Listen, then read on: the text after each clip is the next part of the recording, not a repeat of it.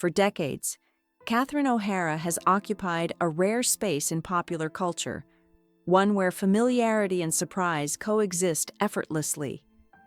She is one of those performers who feels eternal, as if she has always been there and always will be. From quiet living rooms to packed theaters, her presence carries warmth, unpredictability, and emotional truth. What makes her legacy remarkable is not just how long she has worked, but how deeply she has embedded herself into shared memory. Audiences don't simply recognize her roles, they feel them. She represents a kind of comfort that transcends generations, appearing at different stages of our lives and somehow meeting us exactly where we are. There were never gimmicks driving her appeal, no reliance on spectacle alone. Instead, her power came from commitment, intelligence, and a fearless willingness to look absurd if it served the story. That sincerity made her characters unforgettable and her influence quietly profound.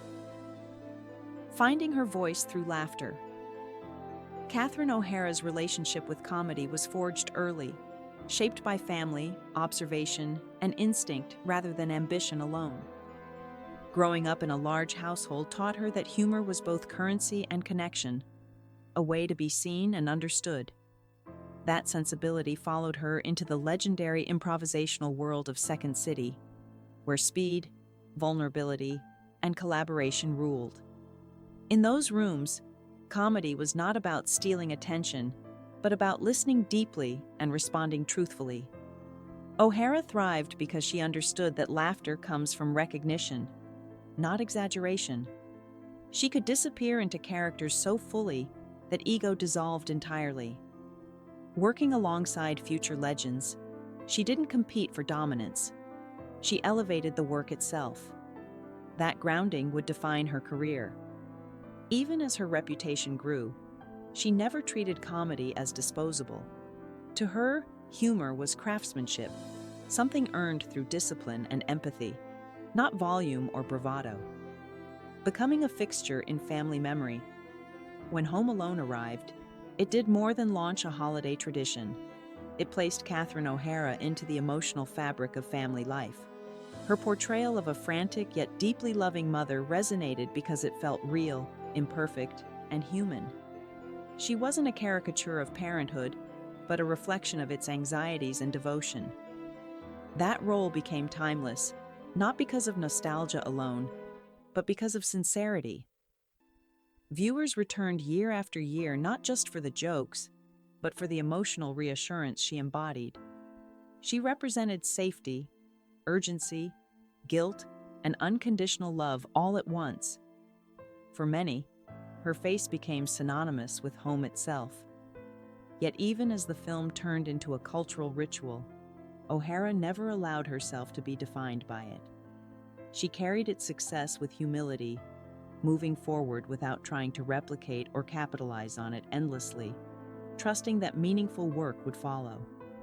The discipline behind the comedy. What audiences rarely see is the rigor beneath Catherine O'Hara's performances. Comedy, especially the kind she practices, demands precision, restraint, and emotional intelligence. She is known among collaborators as meticulous, someone who examines every pause, inflection, and gesture with care. That discipline does not come from insecurity, but from respect for the audience. She understands that laughter is a release, and release must be earned. Rather than leaning on easy rhythms, she builds characters from the inside out, often grounding the absurd in sincerity. This approach explains why her performances age so well. They don't rely on trends or topical references. They rely on truth. Even when portraying exaggerated personalities, she anchors them in emotional logic. That commitment requires energy, focus, and vulnerability, qualities she has sustained across decades without losing curiosity or generosity toward the work itself. A renaissance that redefined age. When Schitt's Creek premiered, few anticipated that it would become one of the most celebrated series of its era, or that Catherine O'Hara would deliver one of the defining performances of her career well into her 60s. As Moira Rose, she created a character both outrageous and oddly moving, balancing satire with unexpected tenderness. The wigs, the accent, the vocabulary all captured attention, but beneath them was a woman grappling with displacement, pride, and love.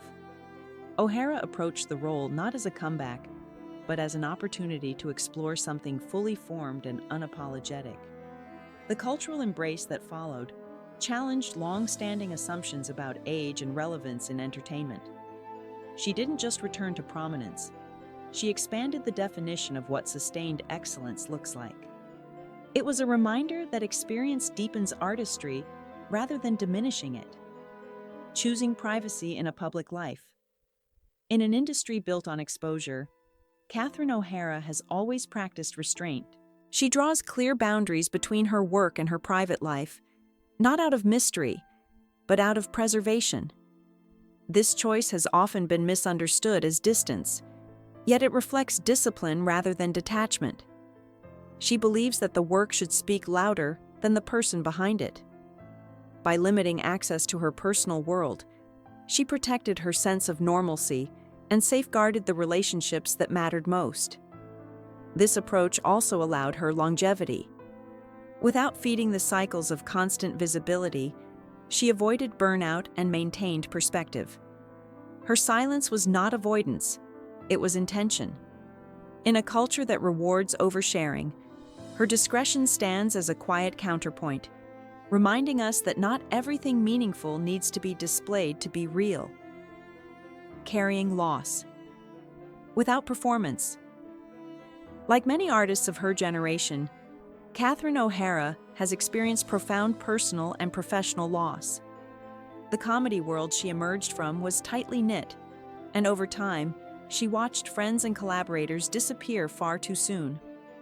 Rather than publicly narrating grief, she internalized it, continuing to work with dignity and care.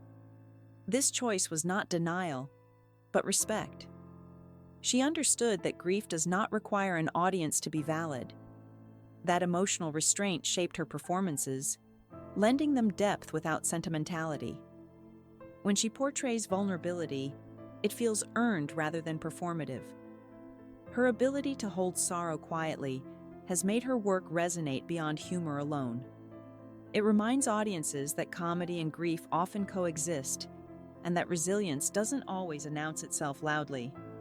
Sometimes it simply shows up, does the work, and carries on. The weight of consistency. Sustaining excellence over decades carries its own pressure.